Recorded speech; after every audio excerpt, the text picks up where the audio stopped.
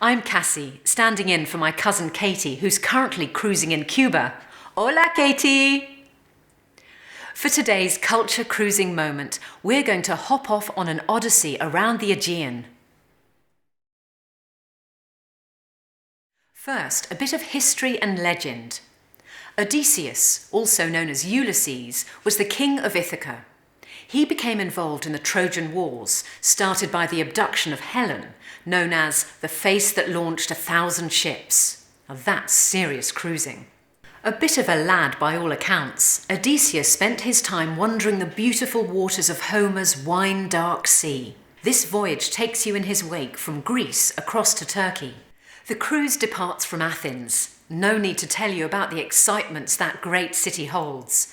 But if you haven't seen the Acropolis, why not extend your holiday for a night or two before or after your voyage? Our first port of call is Santorini, the largest active volcano in the world. It's a remarkable place, and whilst here, culture vultures will want to visit the excavated ruins of Akrotiri. Next, a real highlight of the visit. We dock at Kusadasi in Turkey, and you mustn't miss the ancient site at Ephesus.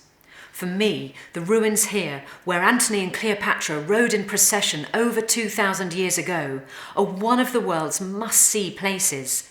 It's breathtakingly kebabulous. By all means, catch your breath, but only for a bit, as next it's Delos, the UNESCO World Heritage Island, now virtually uninhabited, but said to be the birthplace of Apollo and the most important archaeological site in Greece.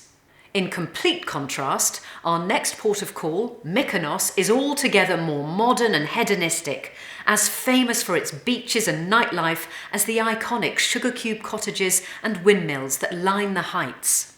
Then on to Tinos to visit the famous basket weavers and marble workshops. Finally, we drop anchor for a swim at Kithnos before heading back to Athens via Cape Sunion for cocktails and dinner below the Temple of Poseidon. This cruise simply oozes history, which is why I'm having a cheeky little ouzo and ice. Well, the sun is over the yardarm. I can't stress enough the beauty of Ephesus, and to visit Delos the next day really does send tingles down your spine. Last, but by no means least, you get to see all of this in the most beautiful traditional boutique motor yacht, Callisto, named after a Greek nymph called Lycaon, who was turned into a bear and set among the stars as Ursa Major, the Great Bear by which sailors have navigated for centuries. And not many people know that. Small and perfectly formed, with only 17 cabins, Callisto offers the sort of cruise you'd get on a billionaire's private yacht. The cabins are the most spacious and luxurious in the fleet, and the service exceptional. Honestly, if you want to see the Greek islands close up and personal, this really is the only way to cruise, on a boat small enough to take you to places that bigger ships can only dream about.